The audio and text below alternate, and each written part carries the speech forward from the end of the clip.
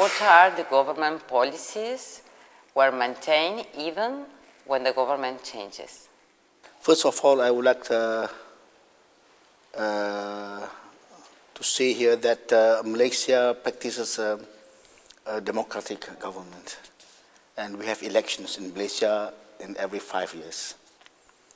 Since our independence in 1957, we have 12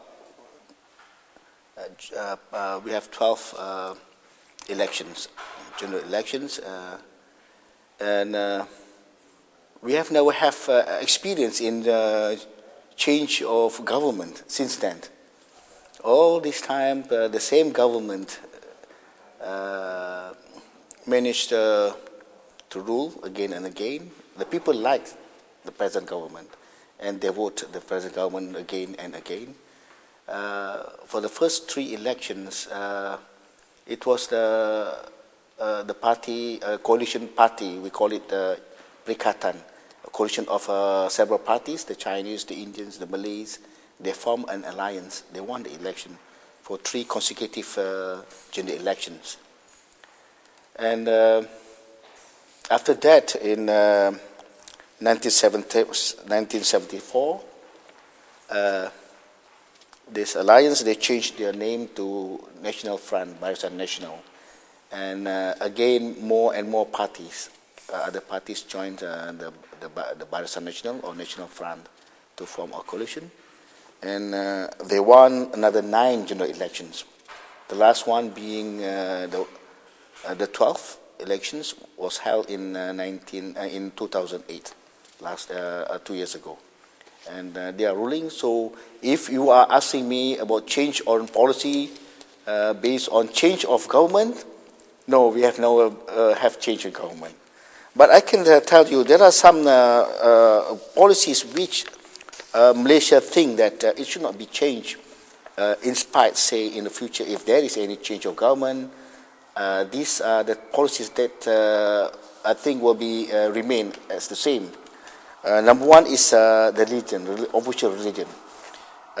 Islam as official religion, because 60% of the population of Malaysia are Muslims, and when the constitution was drafted before our independence, all the parties concerned have agreed that Islam to be the official religion. But although Malaysia is official religion, other religions are free to practice. Malaysia is a multi-ethnic, multi-religious. There are Malaysians who are Muslims, Christians, Hindus, Buddhists. So, except that Islam remain to be official religion, and it is guaranteed by, it is under the Constitution of Malaysia that Islam is respected as official religion. Number 2, another policy which we think that should not be changed is that the special position of the king and the Malay rulers. You know, before the coming of people from outside world, from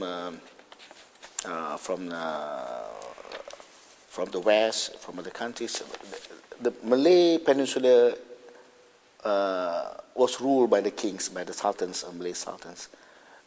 When the Western people, when the European came, the British came, and Malaysia after that got our independence, the Malay rules position has become, instead of become absolute monarchy, they become constitutional monarchy, meaning that part of their power has been taken away.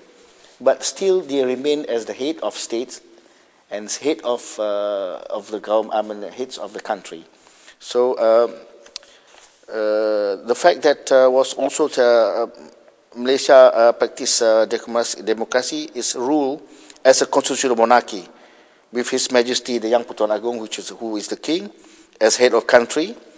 The king is chosen by conference of rulers amongst the sultans, who rules the states to become the supreme authority for 5 years. The third policy which we think should not be changed in spite of any change of administration is the Malay language as a national language.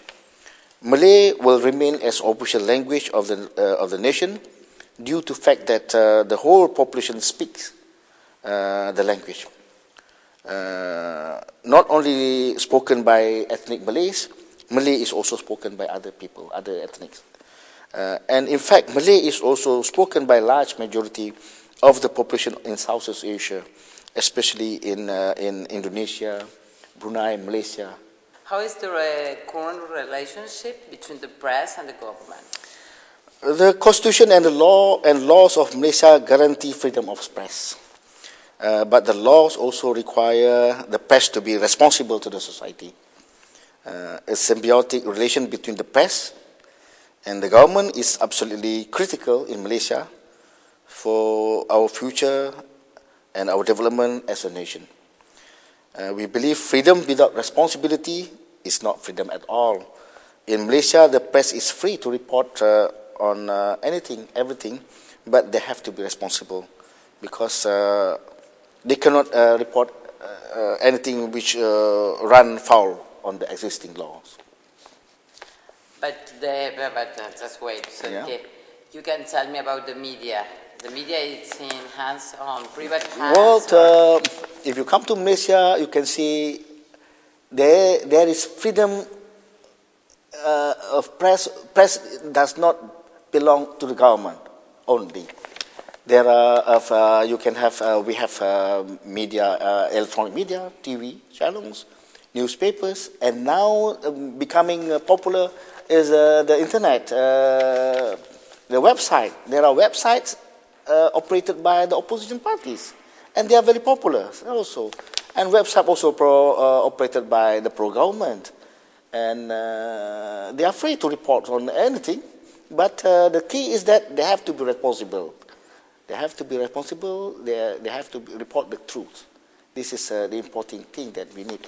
And they cannot incite any. They cannot start writing, inciting hatred, racial remarks, which is very, very not acceptable in a society like Malaysia. What's your country's position with respect to nuclear energy? Well, at present, Malaysia energy is a mix of rather unhealthy, as we are depending too much on gas, fuel, and coal. And for Malaysia, nuclear energy is vital, following the increase in fuel, in the price of fuel, and Malaysia limited oil reserve. Moreover, we think that nuclear energy is clean and cheap. So recently, the government, after years of studies, preparatory activity, we announced in May that in May 2010 that Malaysia will intend to build a power plant or power reactor in 2010, and this we intend for the nuclear. In 2020 or 2001. We are planning to build a plant of 1,000 megawatt, which is slated to start operation in 2020. And Malaysia believes that the right of countries to acquire nuclear capabilities for peaceful purposes. And this is in accordance with belief of many countries.